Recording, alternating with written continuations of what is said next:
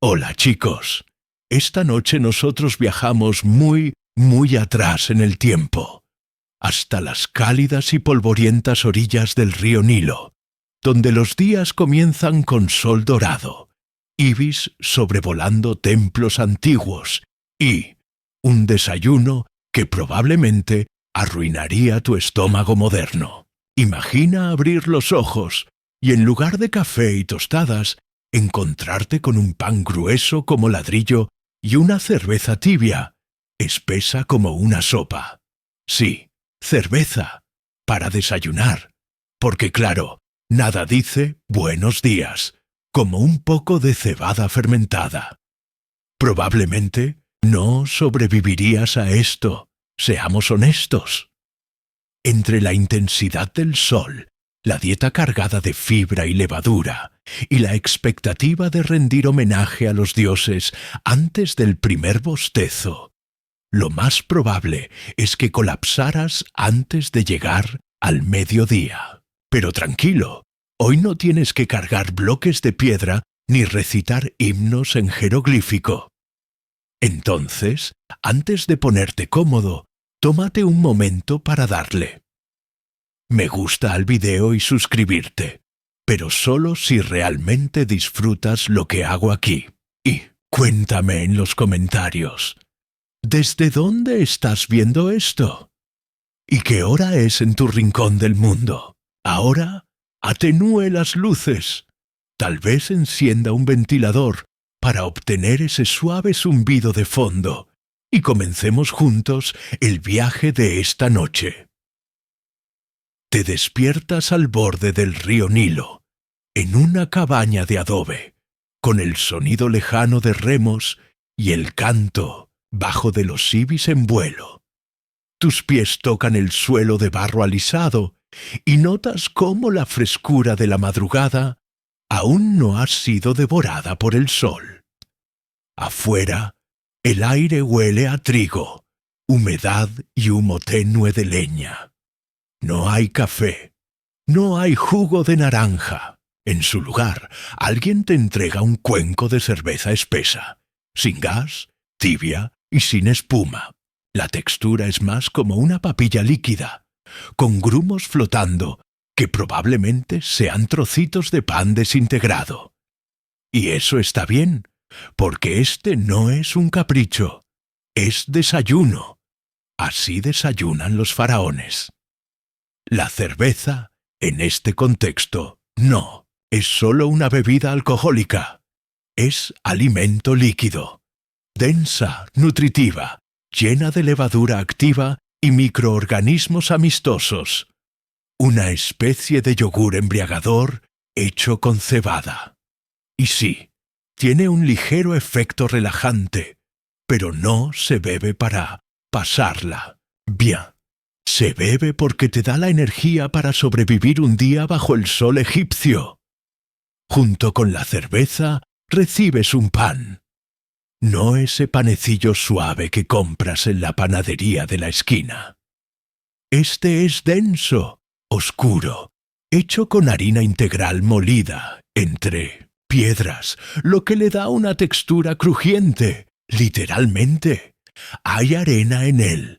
Y no por error. La molienda rudimentaria del grano dejaba partículas de piedra que, con el tiempo, desgastaban los dientes de los egipcios hasta dejarlos como pequeñas colinas erosionadas. Pero tú masticas con valentía, porque eres un faraón, o al menos un invitado de uno. Los historiadores todavía debaten si el desayuno era exactamente igual para todos los rangos sociales. Pero sabemos que cerveza y pan eran omnipresentes, desde el campesino que trabajaba a las orillas del delta hasta el noble que caminaba por jardines sombreados de palacio. Todos comenzaban el día con estos pilares de supervivencia. El sol sube lentamente sobre los templos y campos de cebada.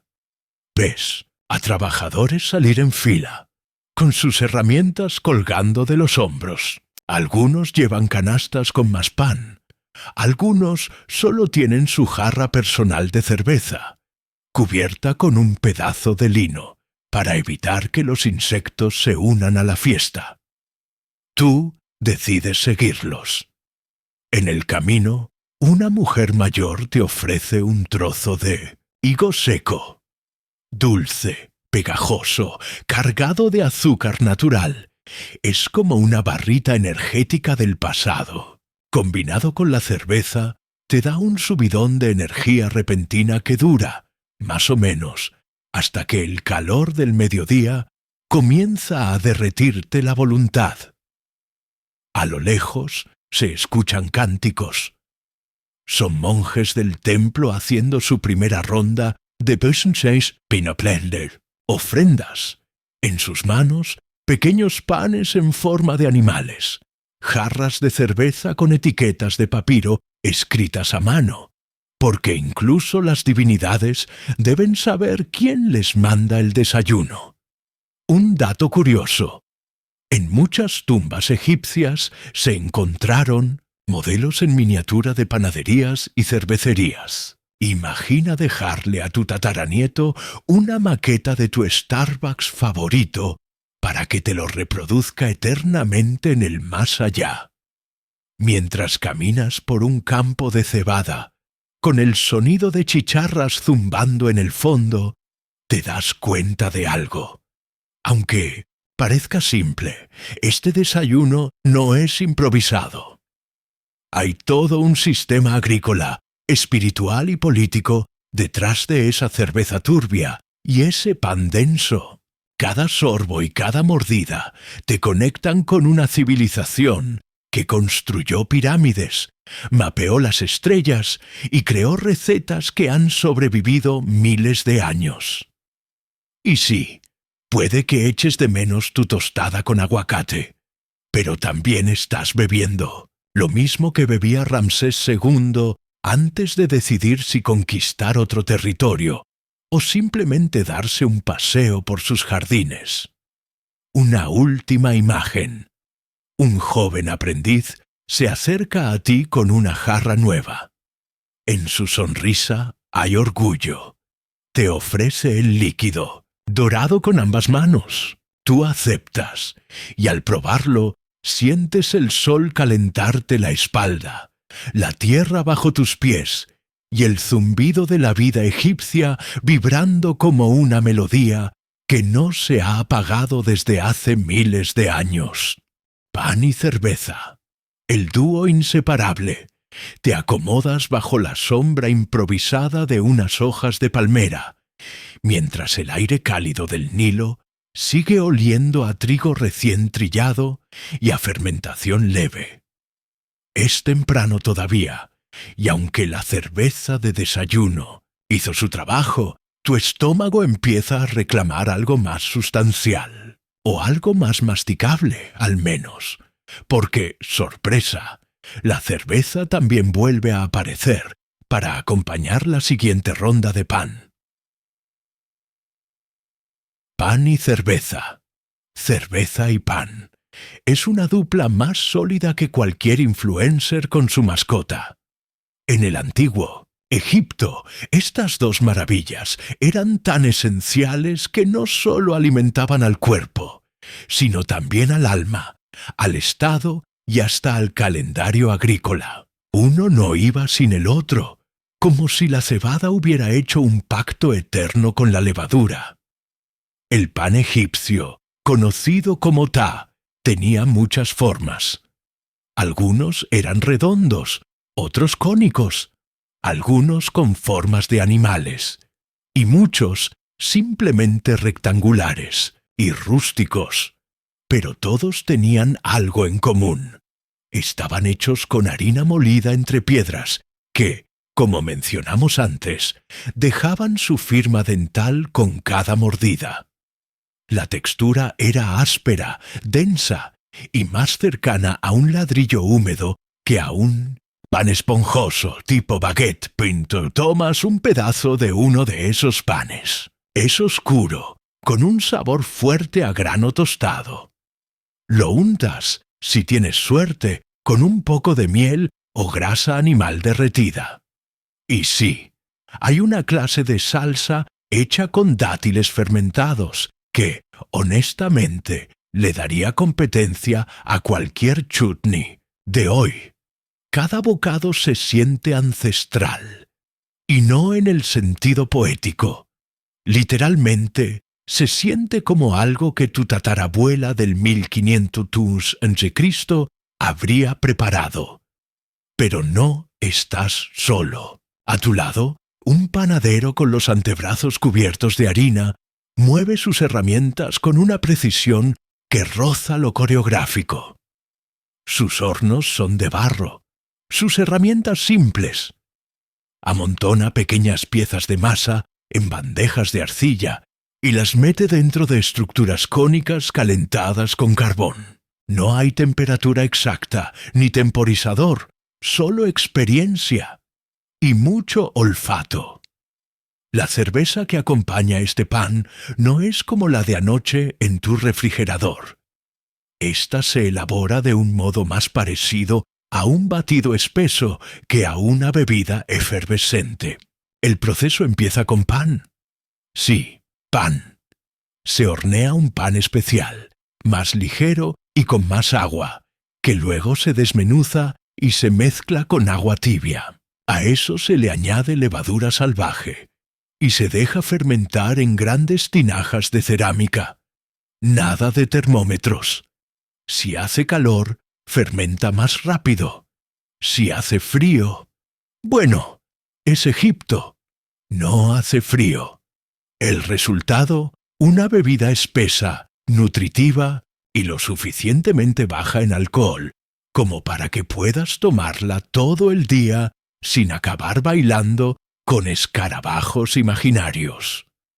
¿O eso crees? Porque después del segundo cuenco, la línea entre el calor del sol y el calor interno empieza a desdibujarse.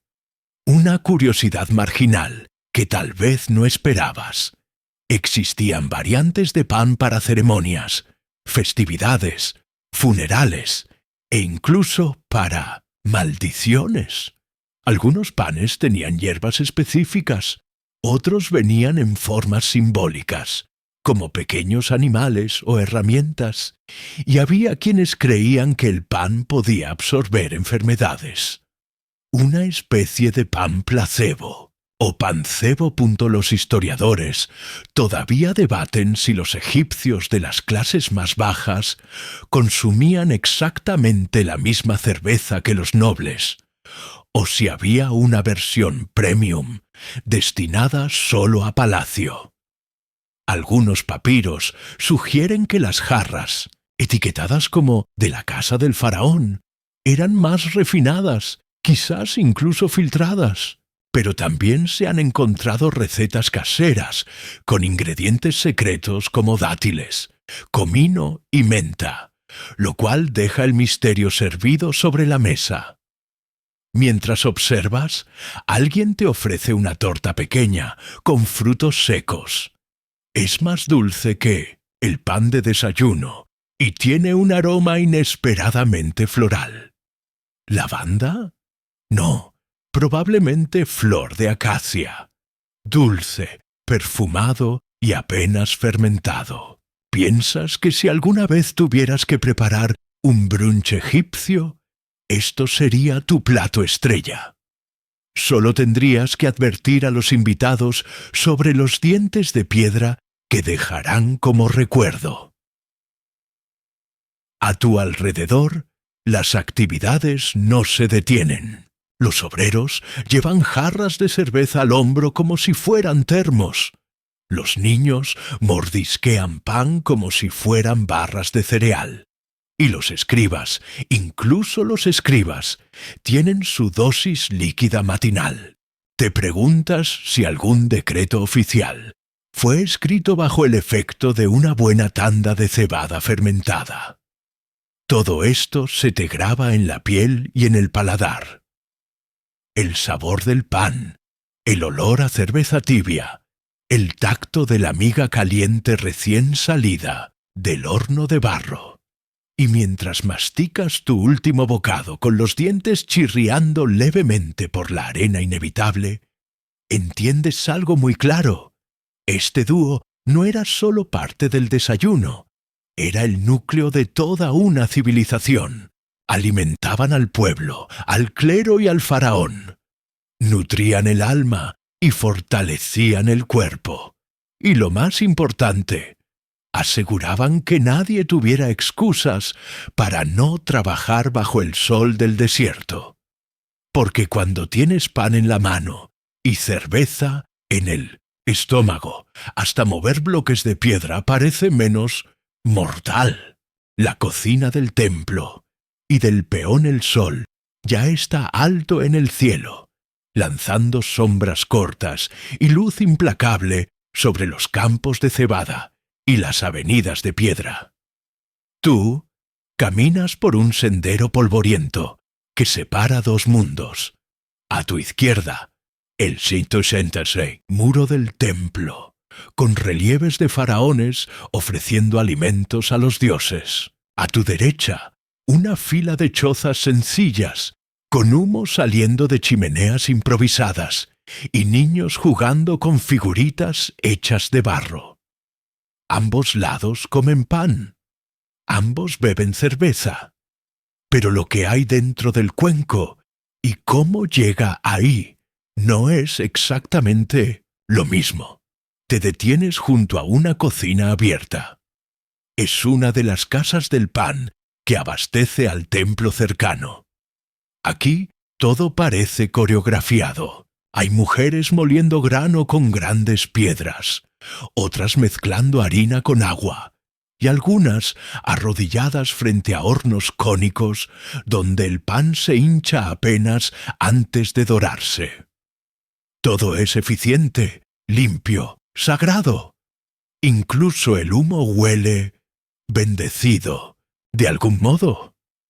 En cambio, al otro lado del camino, las cocinas de los trabajadores son un asunto mucho más improvisado. Las piedras sirven de estufa. Las jarras son más pequeñas. El pan tiene formas menos refinadas. Y a veces, ingredientes extra que harían fruncir el ceño a cualquier sacerdote.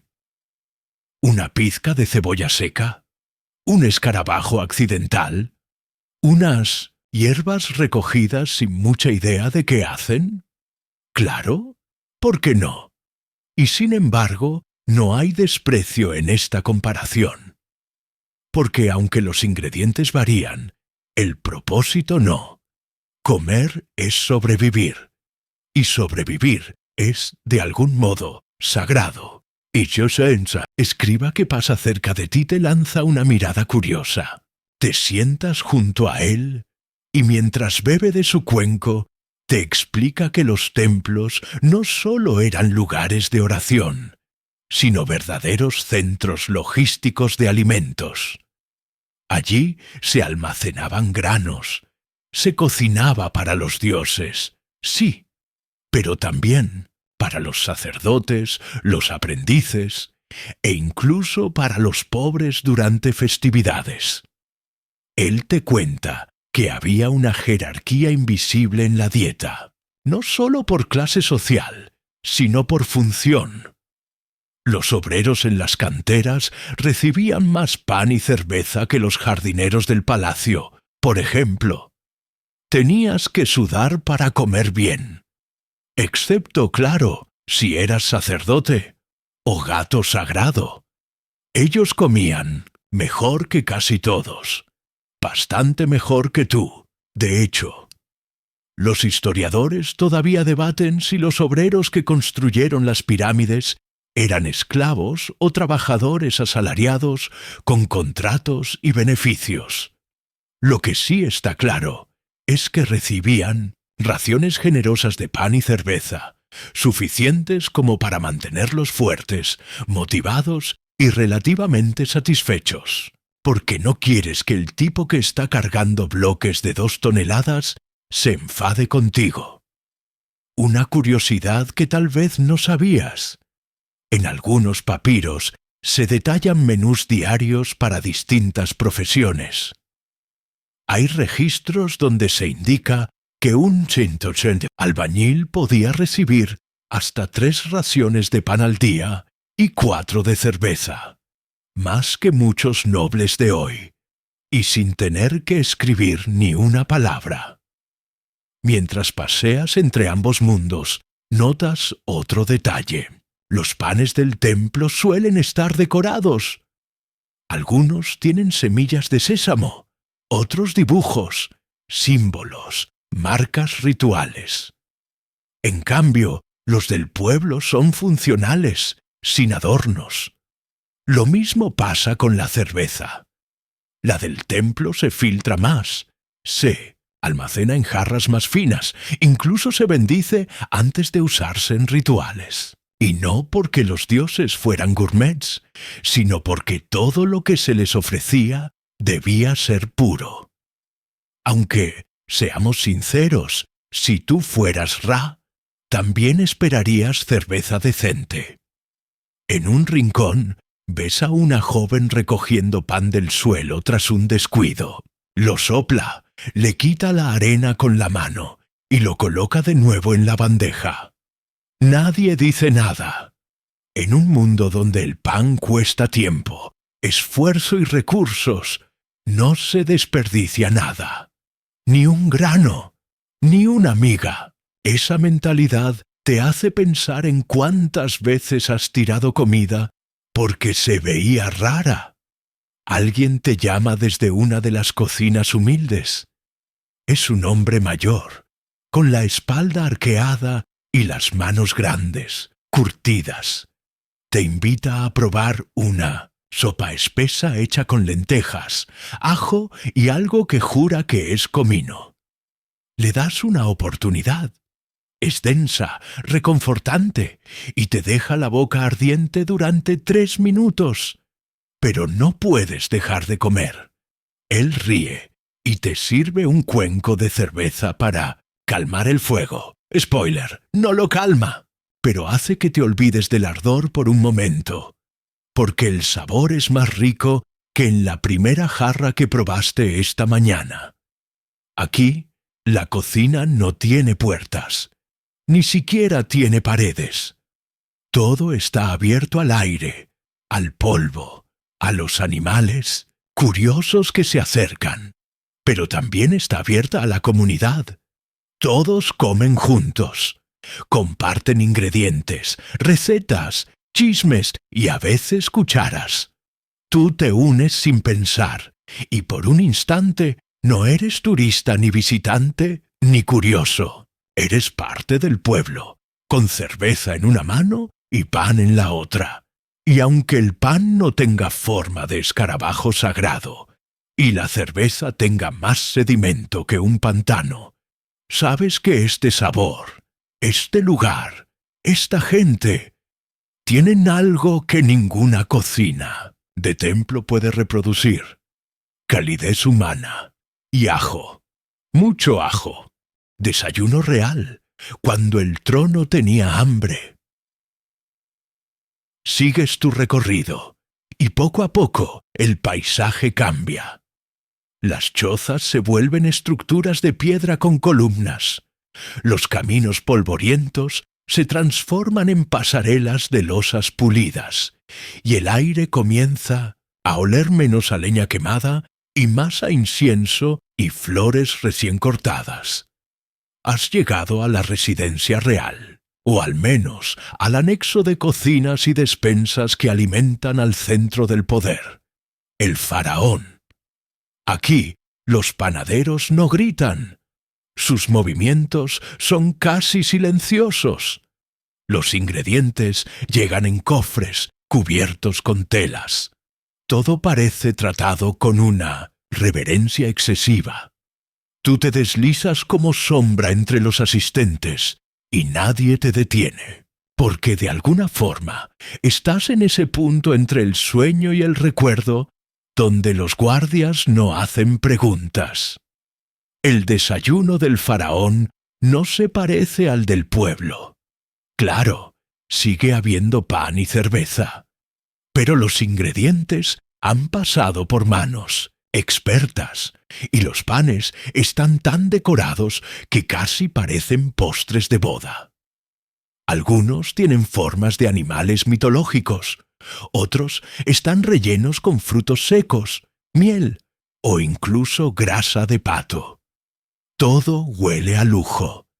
Y si alguna vez hubo una manera de que el pan pareciera joyería comestible, esta cocina la ha encontrado. La cerveza, por su parte, ha evolucionado. Aquí se sirve en copas de alabastro, ligeramente enfriadas en ánforas sumergidas en agua del Nilo. Se especula que algunos lotes destinados a la realeza se aromatizaban con esencias florales. Y no estás seguro, pero juras que hay un tono de lavanda flotando en el aire. ¿Es la cerveza o tu imaginación influenciada por demasiado pan con higos? Difícil de decir. Un sirviente pasa junto a ti cargando una bandeja de desayuno. Es para la reina. Tú le sigues con sigilo. El contenido: pan de trigo blanco, tan refinado que no cruje entre los dientes. Mermelada de dátiles. Un pequeño cuenco, con yogurt espeso. Y sí, una copa de cerveza clara, con menos sedimento que el agua del pozo de tu infancia. Y aquí viene el dato curioso de la jornada. Algunos textos indican que el trigo blanco estaba reservado exclusivamente para la élite. Era mucho más costoso y difícil de cultivar que la cebada común. Así que si tu pan no era oscuro, la gente automáticamente sabía que eras importante.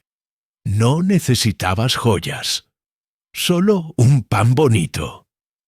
Los historiadores todavía debaten si el faraón realmente comía como un dios cada mañana, o si, como muchos líderes de hoy, apenas picoteaba entre reuniones y rituales. Algunos papiros sugieren grandes banquetes, pero otros indican comidas más frugales, ritualizadas, con menos excesos. Lo que sí es cierto es que su dieta no era simplemente comida, era política. Cada mordida tenía un simbolismo. Cada desayuno era una afirmación de orden cósmico, lo cual suena agotador, pero también te da una excusa para justificar ese segundo panecillo dulce que acabas de robar con la mirada. En un rincón de la cocina real ves algo inusual. Un gato, pero no uno cualquiera. Este lleva un collar de perlas, pequeñas y un aire de superioridad que ni el propio faraón podría replicar. Se sienta sobre una vasija tibia de cerveza y observa como si fuera el supervisor supremo del sabor. Nadie se atreve a moverlo, y por supuesto, le sirven su propio platillo. Pescado seco con un poco de pan remojado en caldo de hueso. Lo hueles desde tu rincón, y honestamente, no suena tan mal.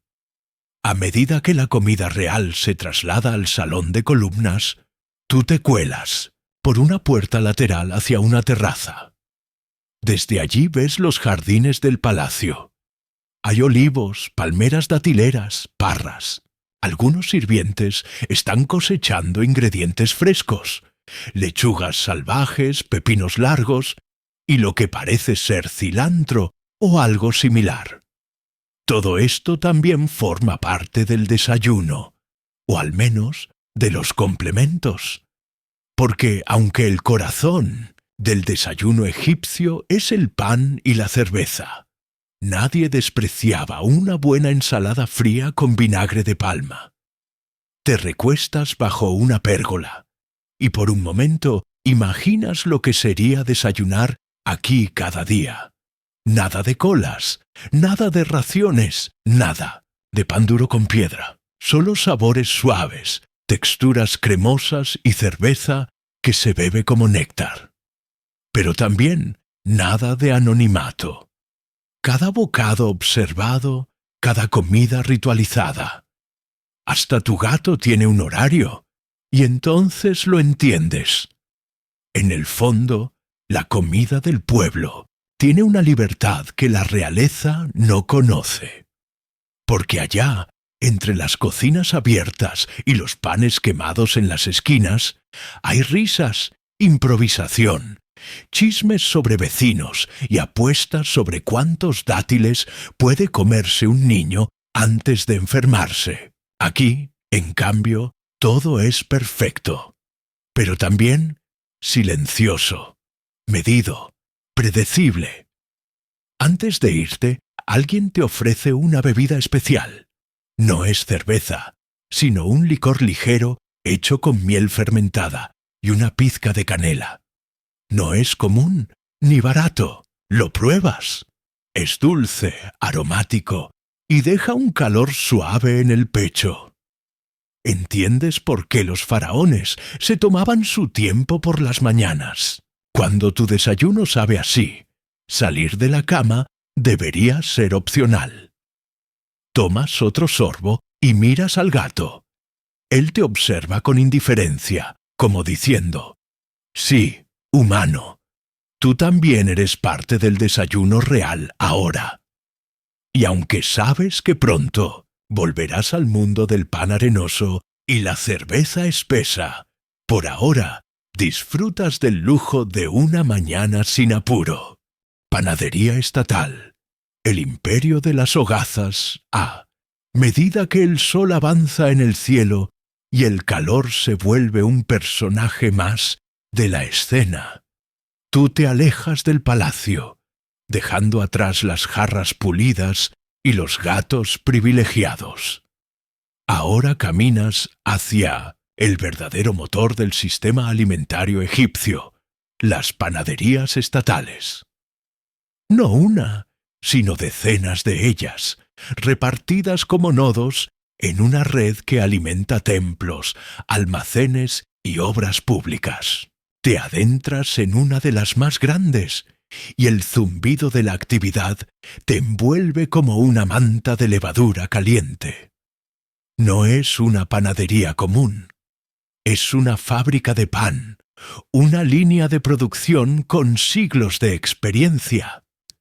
Hay harina en el aire, en la ropa, en las cejas de las mujeres que amasan, en los dientes de los burros que giran piedras de molino. Cada paso está cronometrado sin necesidad de relojes. Aquí se produce el pan que mantiene funcionando a todo Egipto. Te das cuenta de que el pan en este lugar no es solo comida, es salario, literalmente. Muchos trabajadores reciben su paga en forma de pan y cerveza, lo cual no suena tan mal si lo piensas. Comida asegurada, sin intermediarios bancarios. ¿Recuerdas cuando te pagaban en exposición? Bueno, esto es mejor. Aquí te pagan en calorías. Un hombre se te acerca con una cesta. En ella, panecillos de diferentes tamaños y formas. Algunos redondos, otros largos, otros con un nudo encima. Él te explica que cada forma representa una función distinta. Los redondos para el consumo diario.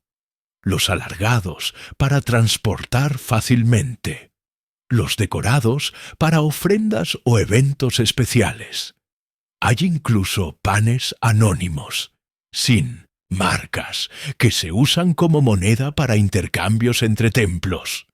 Así es, pan como divisa. Y tú pensando que el Bitcoin era futurista.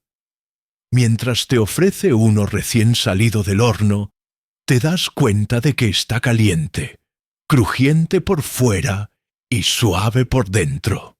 Lo muerdes. Es ácido, como el pan de masa madre moderno, pero con un sabor más terroso. Aquí tienes un hecho curioso.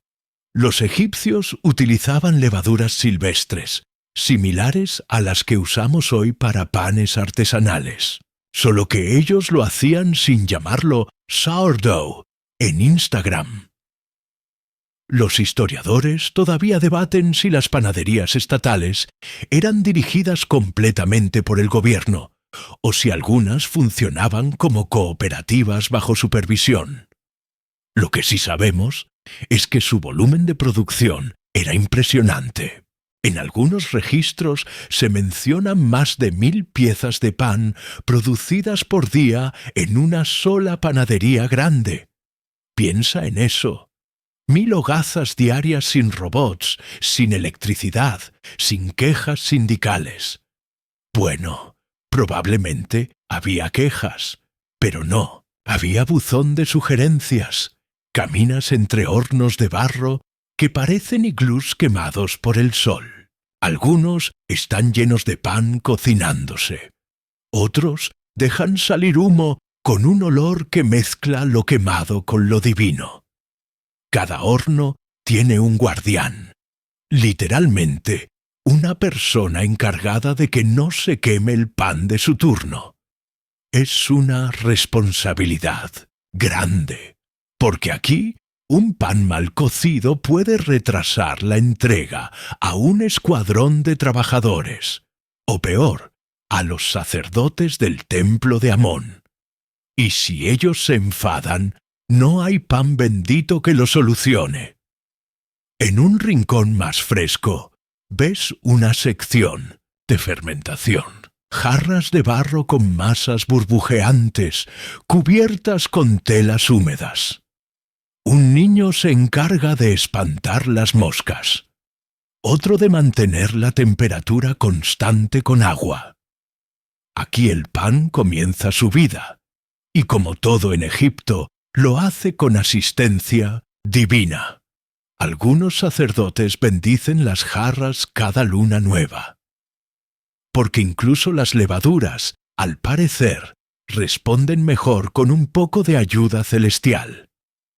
Un panadero te explica que, a veces, añadían ingredientes extra para variar la dieta. Semillas, de lino, lentejas molidas, cebolla picada. No era por lujo, sino por necesidad. Cuando el grano escaseaba o llegaba en mal estado, había que rendir la harina. Así que la creatividad panadera era, en realidad, una forma de resiliencia. ¿Quieres pan con ajonjolí y una pizca de desesperación? Pues aquí lo tienes. Te detienes a observar cómo cargan carretas con pan aún tibio. Van hacia los muelles, donde serán transportados en barcas por el Nilo. Es la red de distribución fluvial más eficiente de su época. Pan por agua, agua por pan. ¿Y tú que pensabas que Amazon Prime era rápido? Antes de irte, alguien te ofrece probar un pan experimental. Sí, incluso hace 3000 años hacían pruebas. Este tiene dátiles triturados, higos secos y una pizca de sal del Mar Rojo. Es denso, húmedo, casi como un brownie de pan. Y francamente, lo guardarías en tu mochila si no estuvieras medio seguro de que cargar pan entre dimensiones temporales es mala idea. A medida que sales de la panadería, con harina en los zapatos y calor en el rostro, entiendes que el pan aquí no es solo alimento, es estructura, es economía, es política. Cada hogaza es parte de una maquinaria antigua que sigue funcionando mientras tú te alejas, escuchando el ritmo constante de las piedras de molino, como un corazón que nunca duerme. Cervecerías del Nilo, burbujas y rituales. El camino desde las panaderías te lleva por senderos bañados por la luz ámbar del atardecer. El Nilo brilla a lo lejos, como un dios estirado bajo el cielo. Te acercas a otro tipo de santuario. No tiene columnas doradas ni estatuas de halcones, pero aquí también se venera algo sagrado, la cerveza.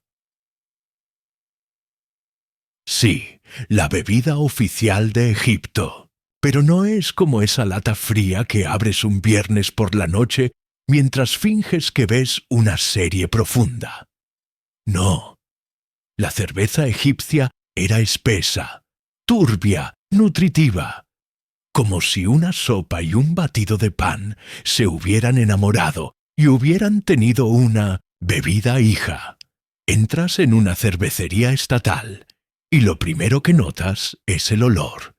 No es desagradable, pero definitivamente es activo, como una mezcla entre pan mojado, frutas pasadas y fermentación en pleno apogeo. Es el aroma de la alquimia diaria, y detrás de él, manos callosas trabajando con precisión ritual. Las mujeres son las principales cerveceras. Sus movimientos son tan coordinados que casi parece danza. Algunas remojan panes especialmente horneados para este proceso. Otras mezclan agua, maltas de cebada y emmer, el trigo ancestral, en grandes tinajas. Una vez al día, remueven el contenido con palos largos que parecen remos. Y sí, tú también quieres intentarlo. Uno de los obreros te ofrece uno de esos remos. Lo tomas, lo sumerges. La mezcla es densa, caliente, viva. Mientras revuelves, una burbuja grande estalla frente a tu cara. Sabe a cereal húmedo y orgullo colectivo. Te ríes. Alguien comenta que si una burbuja te explota encima, tendrás buena suerte. Supones que hoy estás bendecido. Dato curioso del día. Algunas versiones de cerveza eran tan espesas que se comían con cuchara. Eran alimentos líquidos, ricos en calorías y nutrientes. Para trabajadores, soldados, incluso niños. Sí, niños. Porque si el alcohol no te mataba en Egipto, probablemente el agua sí lo haría. Así que cerveza para todos, con moderación, o sin ella.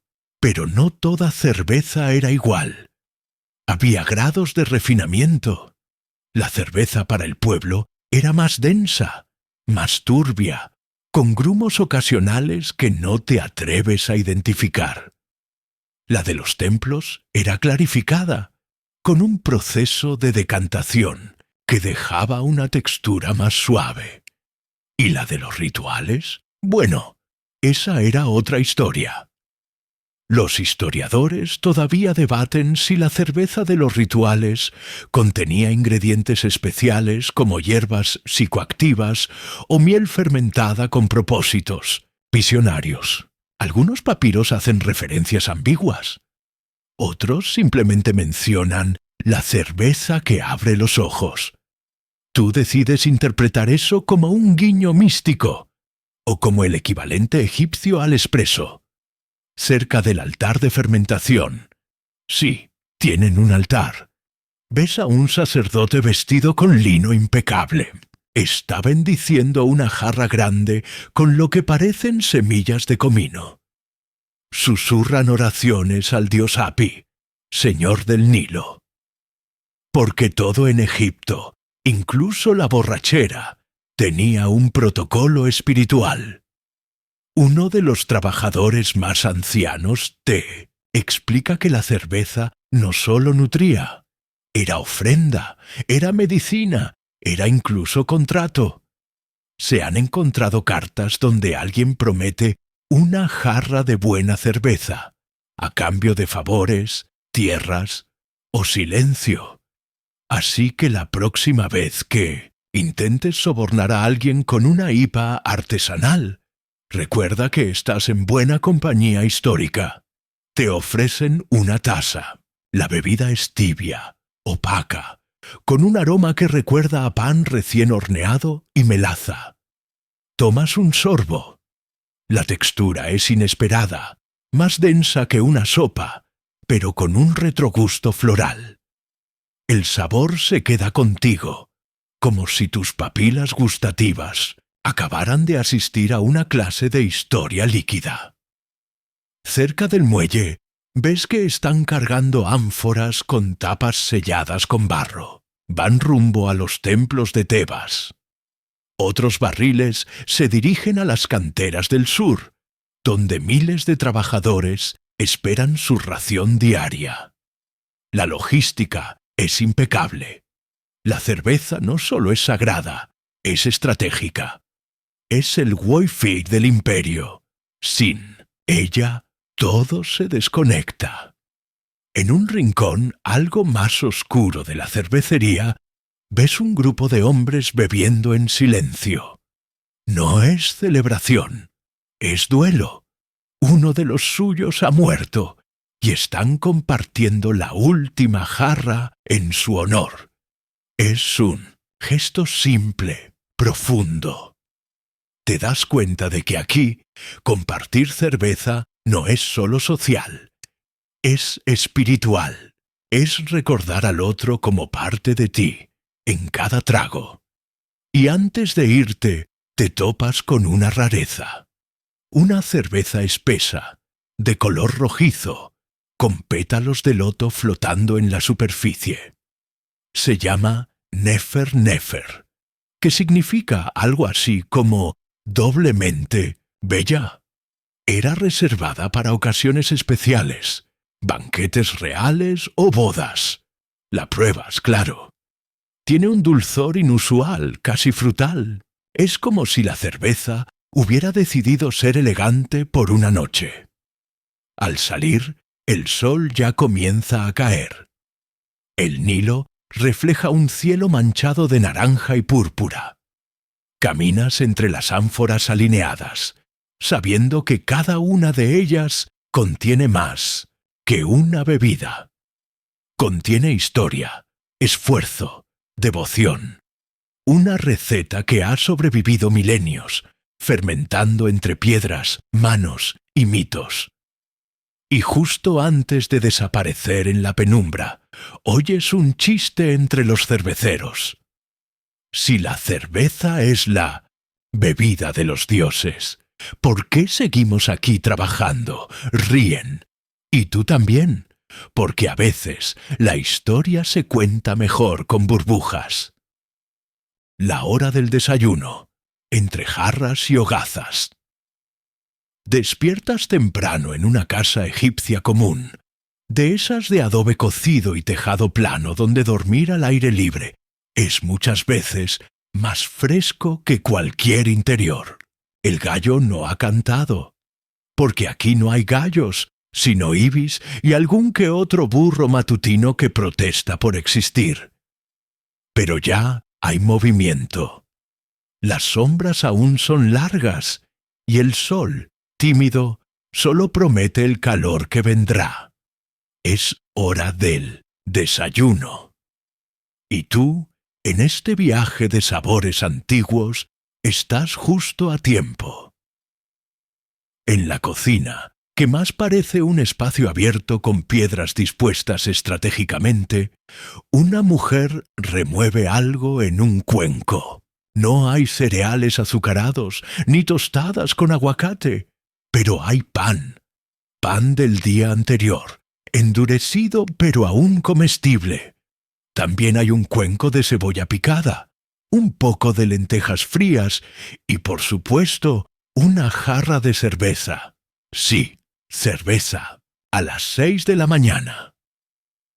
En Egipto, desayunar con cerveza no era un acto de desesperación, ni una historia de rockeros en decadencia. Era costumbre.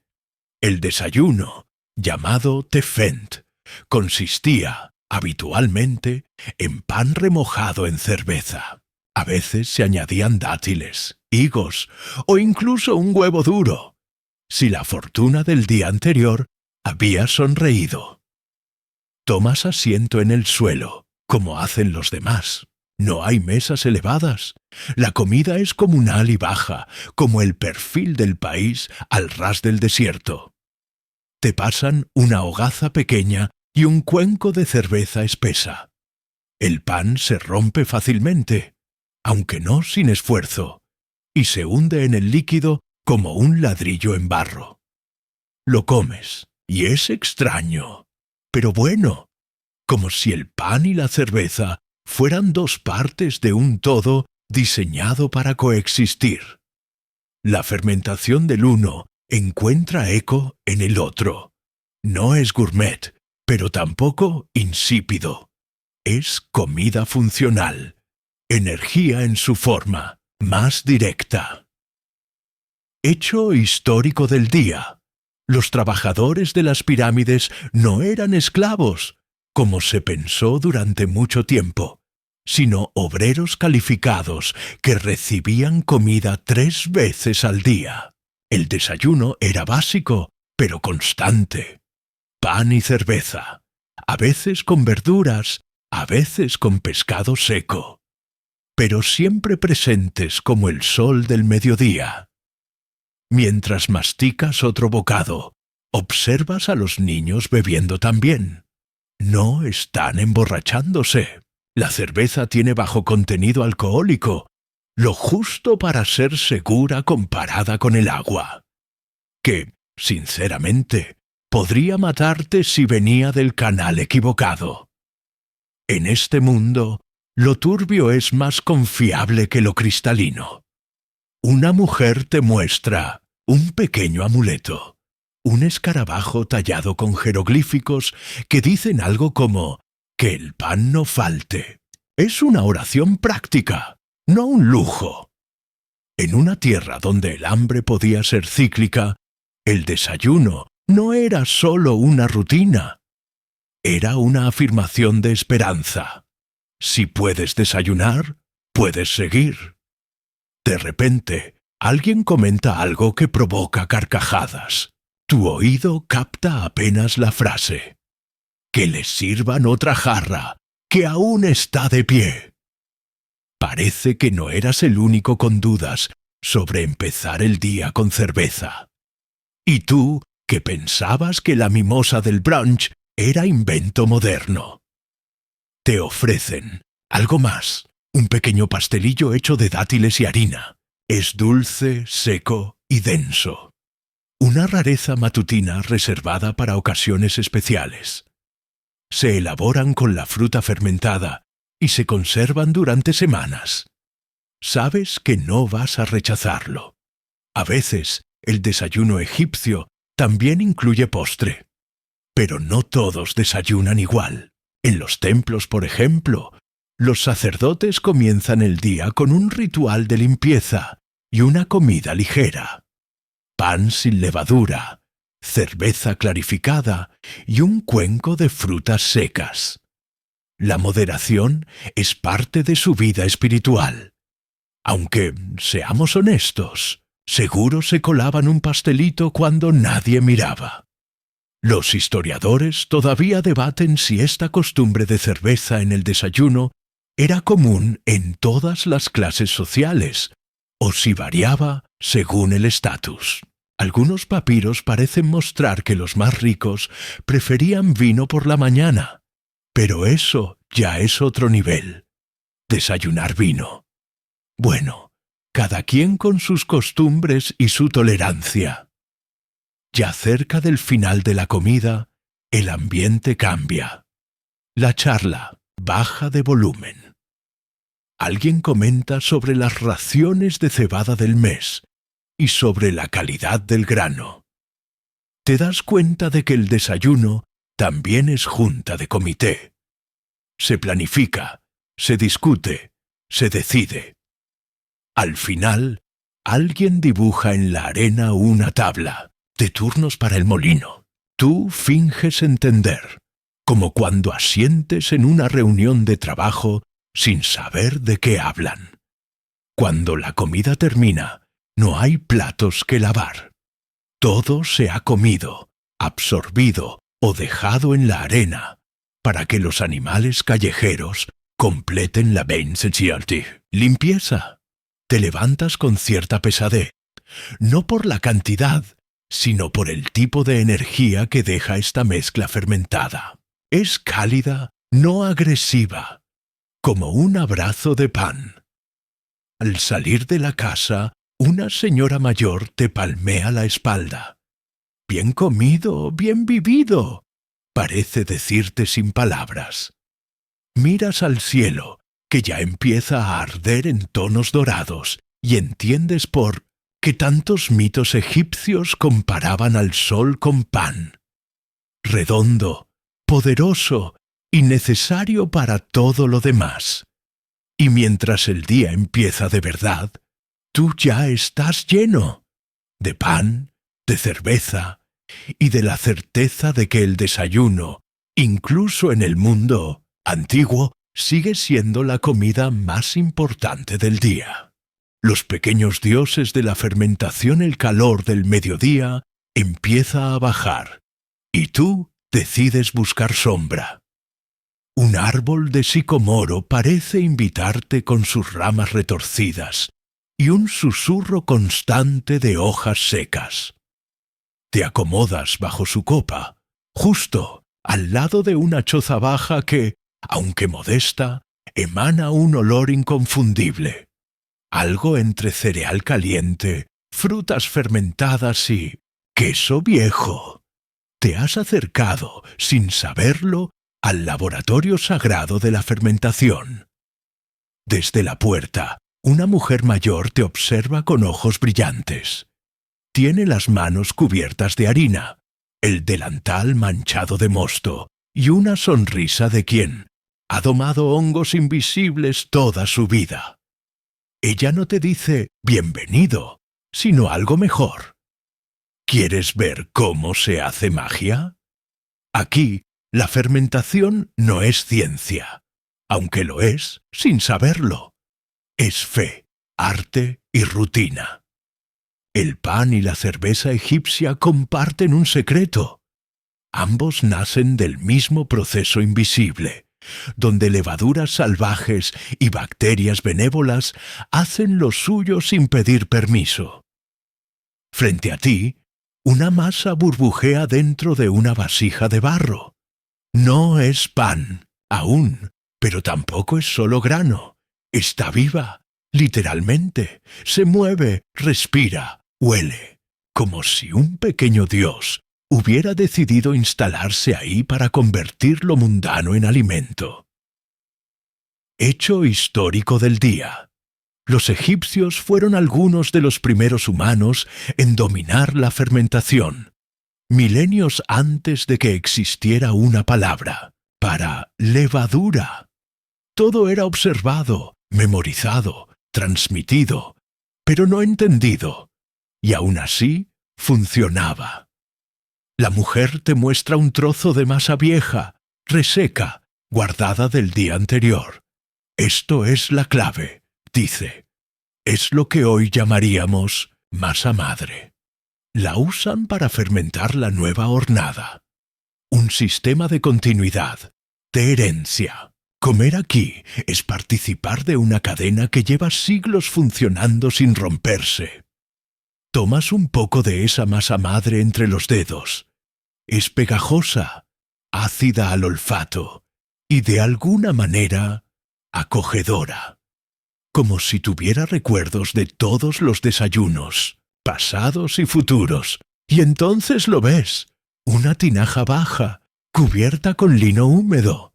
La mujer lo retira con cuidado y el aroma te golpea. Es cerveza en formación.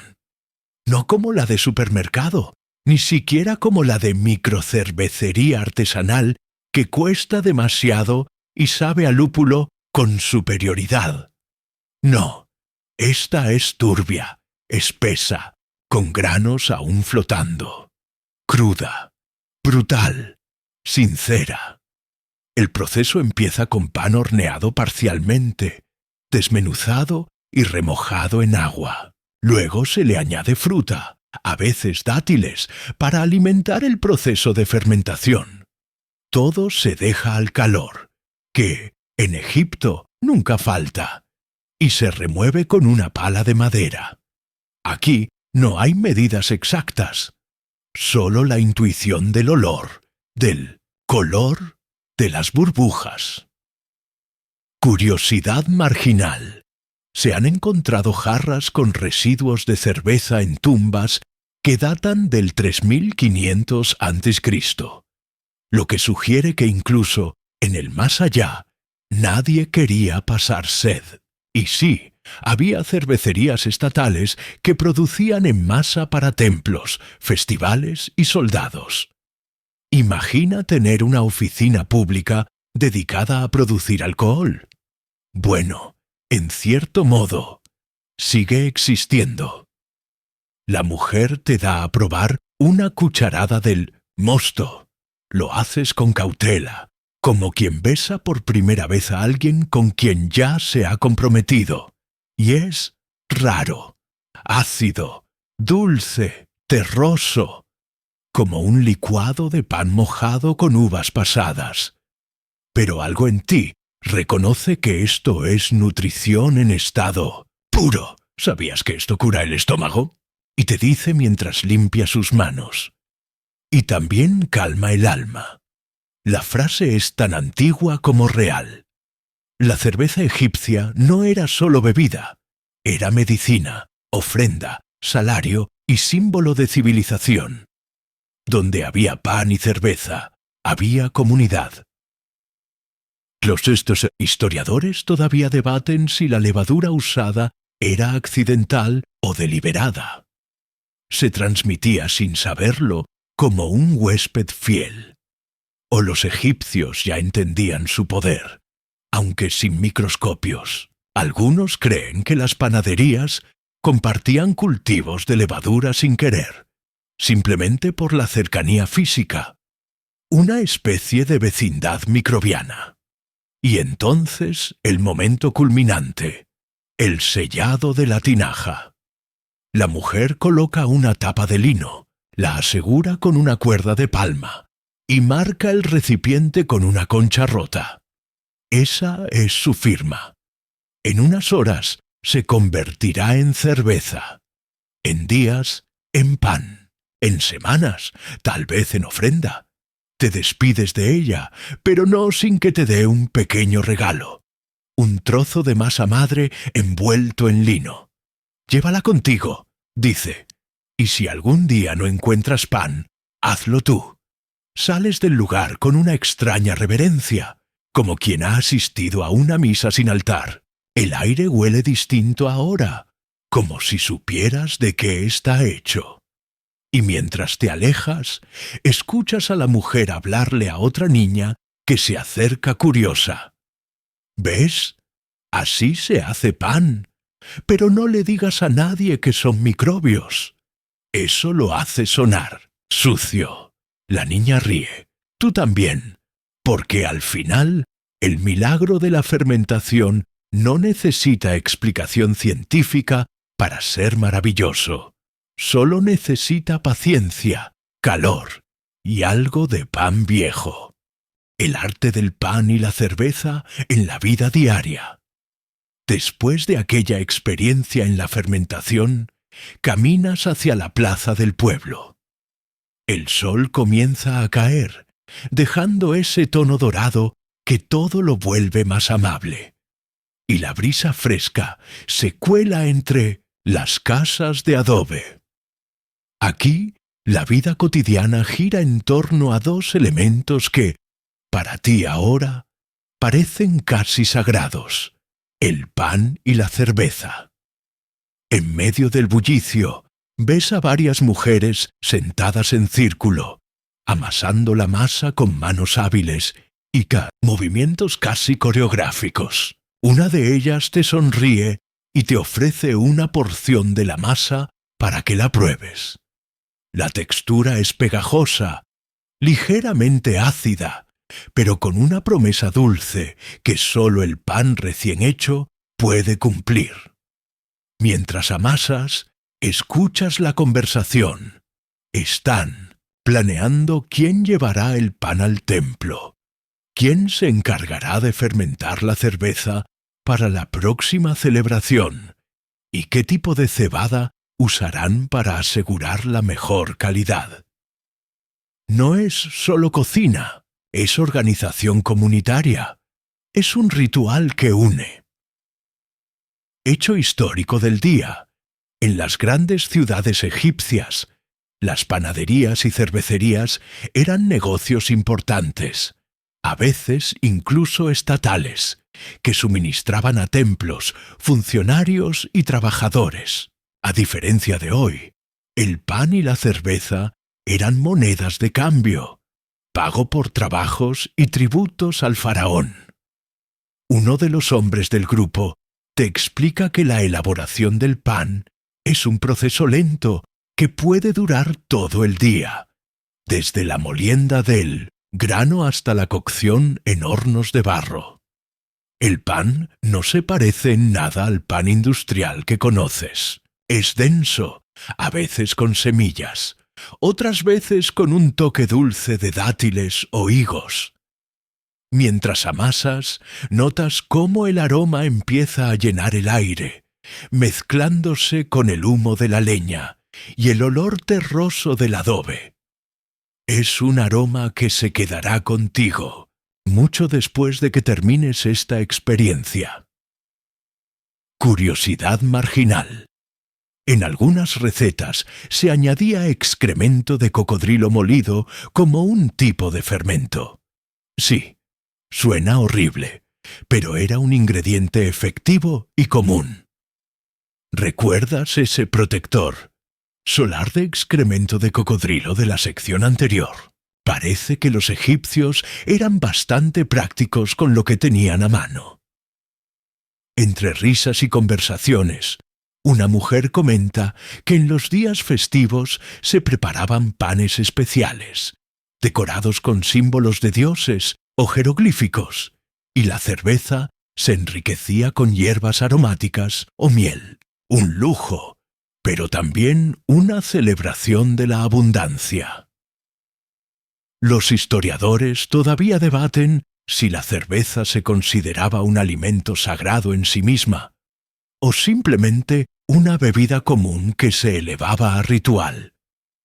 Algunas evidencias sugieren que los sacerdotes la usaban en ceremonias, mientras que para el pueblo era parte esencial de la dieta diaria.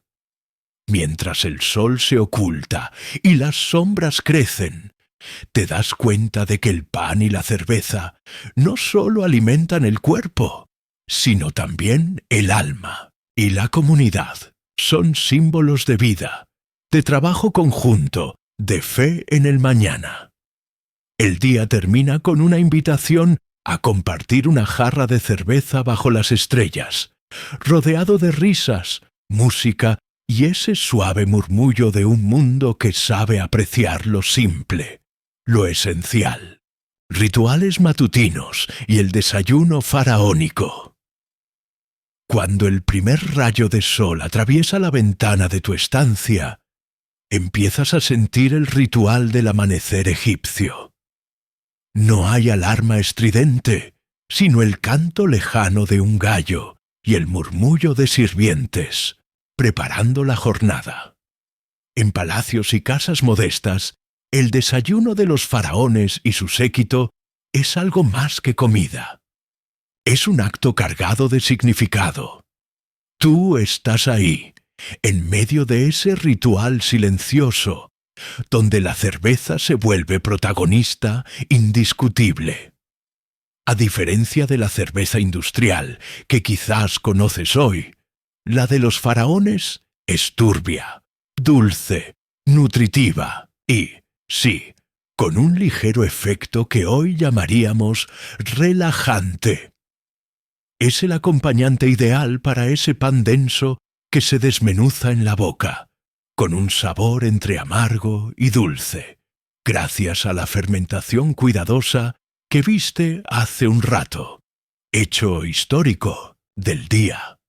Los faraones y nobles consumían cerveza no solo por gusto, sino por su valor nutricional.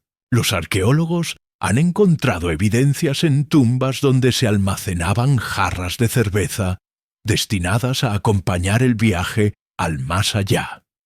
Imagínate, hasta la eternidad con un buen desayuno en mano. Durante el desayuno, la atmósfera está llena de aromas de especias y hierbas, como el comino y el cilantro, que se mezclan con el olor fresco del pan y la cerveza recién servida. Tal vez hay dátiles y frutas secas para acompañar, pero la cerveza es la estrella.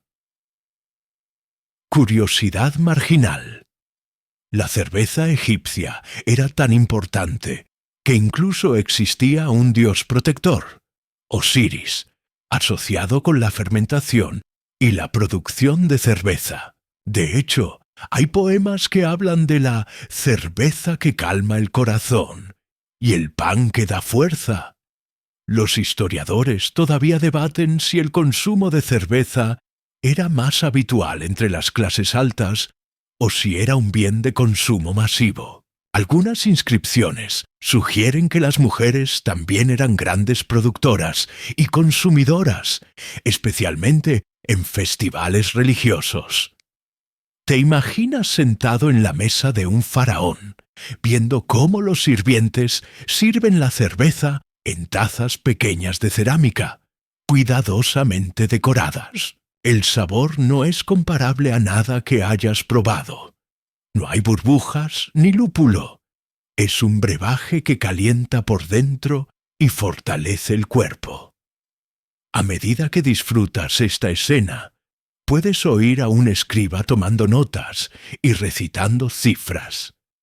Se entregaron 10.000 jarras de cerveza para el templo este mes y 2.000 para el palacio.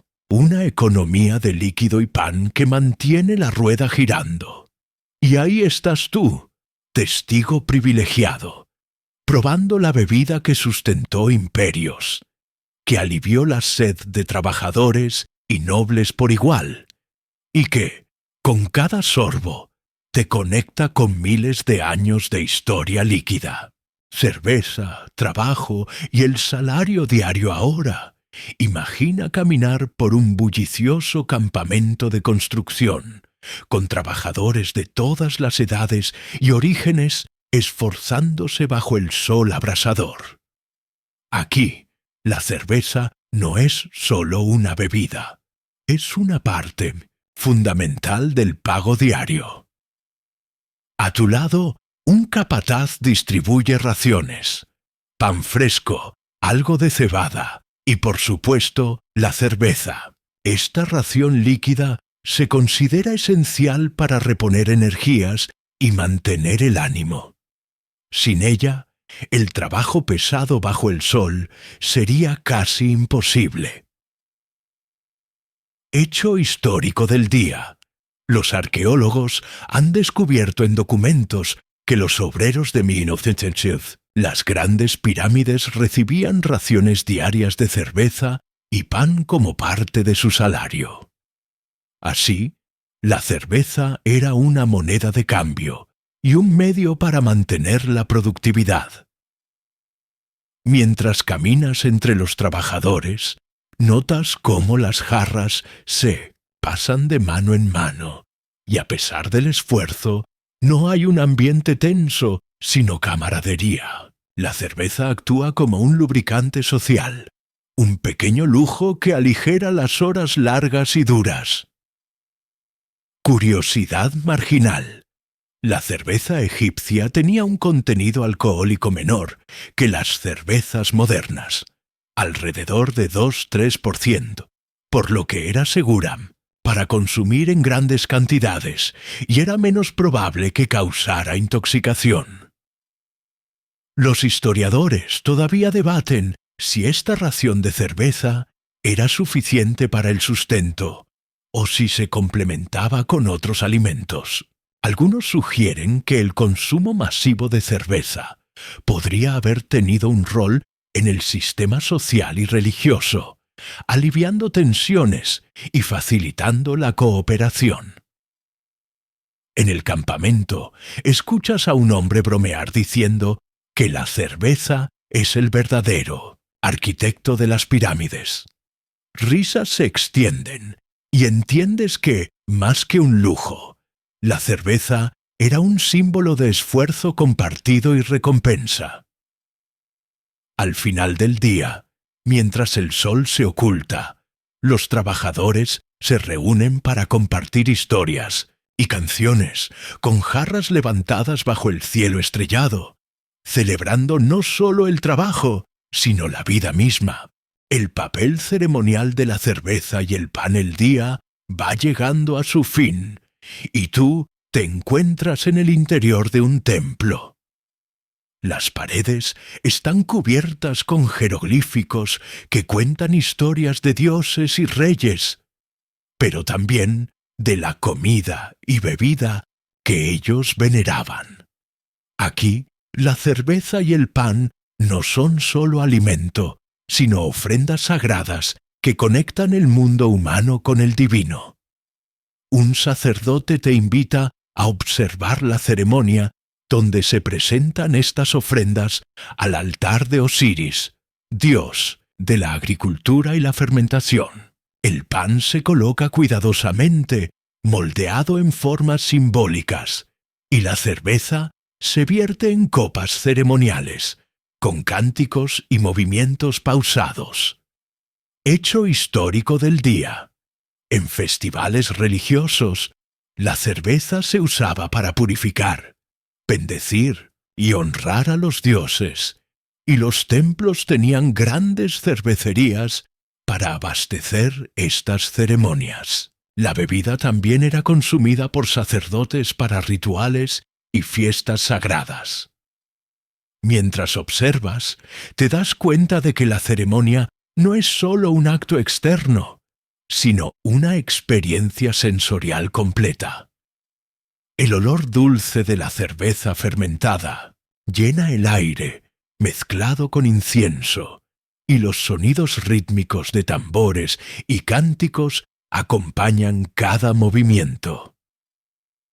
Curiosidad marginal.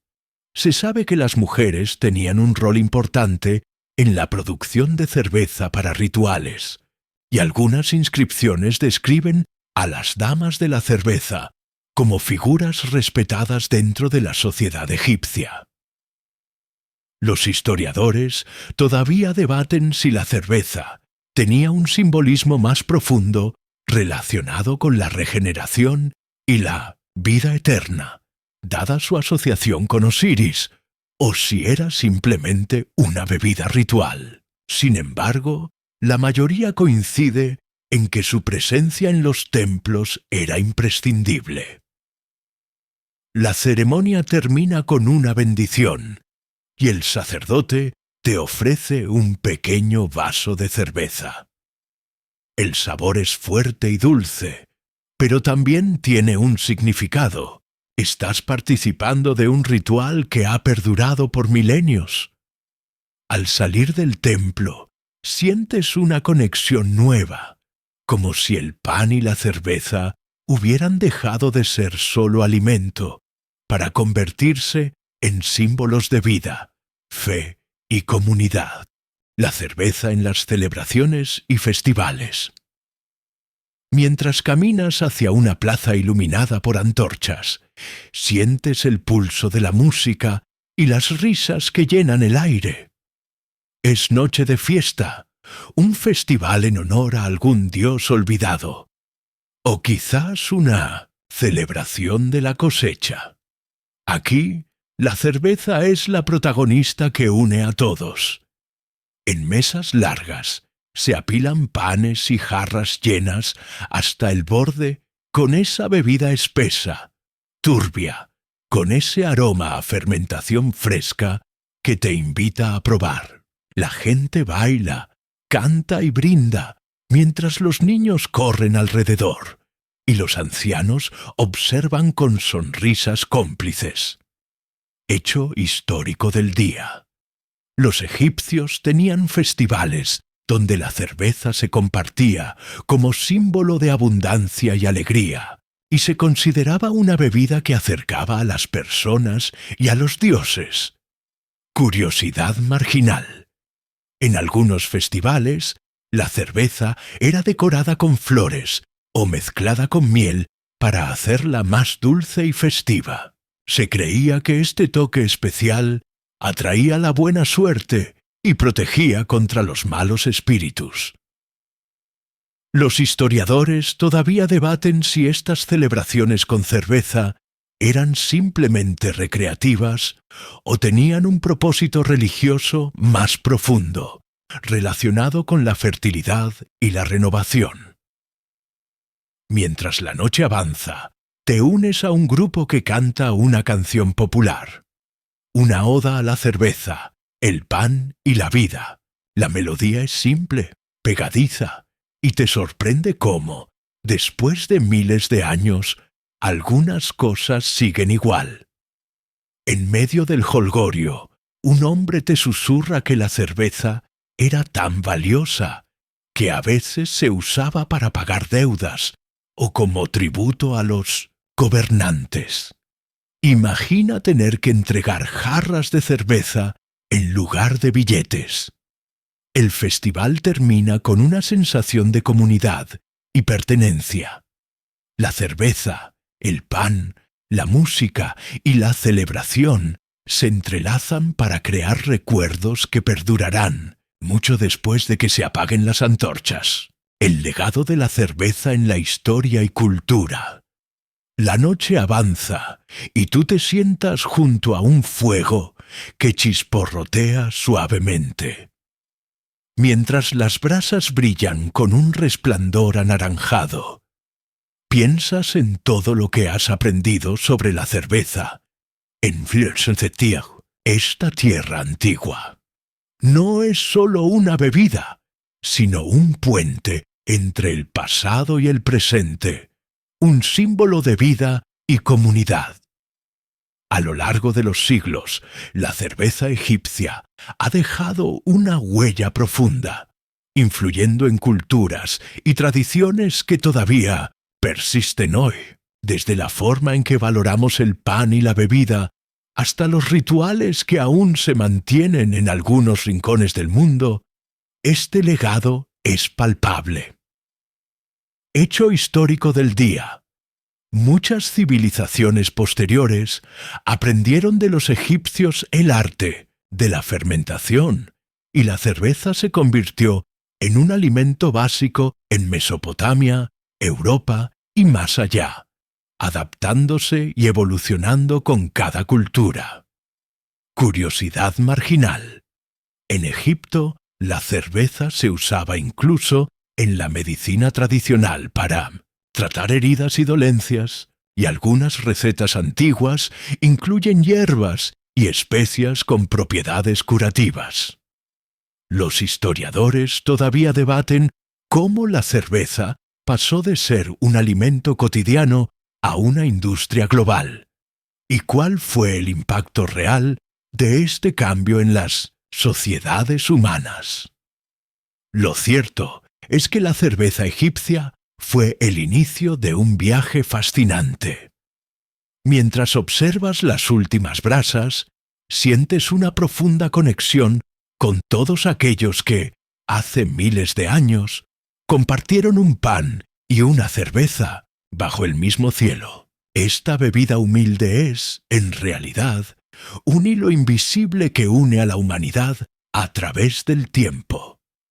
Ahora, mientras las estrellas brillan suavemente sobre ti, puedes cerrar los ojos y dejar que este conocimiento te abrace, recordándote que, aunque el mundo cambie, algunos placeres simples permanecen eternos. Ahora que el día ha llegado a su fin y la historia se ha desplegado ante ti como un suave tapiz, es momento de dejar que la calma te envuelva.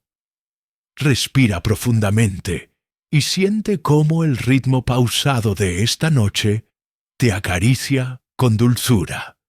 No hay prisa, no hay preocupaciones, solo el tranquilo susurro del viento y el eco lejano de un pasado lleno de aromas cálidos y sabores antiguos. Imagina, por un momento, que estás recostado en una cama cómoda, envuelto en sábanas frescas, mientras el suave zumbido de un ventilador acaricia la habitación. Las imágenes de la cerveza turbia, el pan recién horneado, los festivales y los templos se disuelven lentamente, dejando una sensación de paz y pertenencia. Este es un viaje seguro, uno que te conecta con generaciones que, como tú, encontraron en las pequeñas cosas un motivo para sonreír y seguir adelante. Que esta sensación te acompañe durante toda la noche, envolviéndote en un manto de serenidad y sueños dulces. Así que descansa, querido amigo, con la certeza de que la historia y el presente están entrelazados en un abrazo suave. Que tus sueños sean tan nutritivos y reconfortantes como un sorbo de esa antigua cerveza egipcia, y que despiertes renovado, listo para un nuevo día.